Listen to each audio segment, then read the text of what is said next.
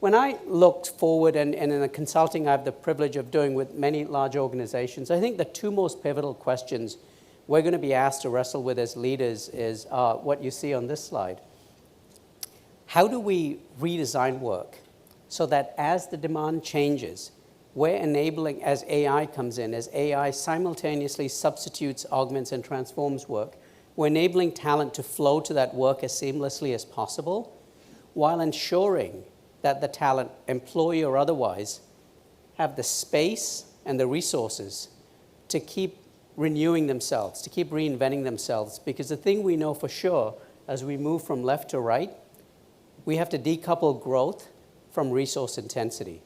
Our ability to sort of keep adding fixed costs as revenues increase are going to be greatly marginalized and reduced. And particularly in an era where, by most accounts, the average American company is spending close to 3.5% of revenue on technology in this generative AI world. It's not 3.5% of profit, it's 3.5% of revenue. And where are those dollars going to come from to fund that? Secondly, if you think of this as basically bending the demand and supply curves of work in a fundamentally different way, that first question is about bending the demand curve of work in a different way. The second one is about bending the supply curve of work in a different way. It's about asking the question of how do we re-envision that colleague experience, the employee.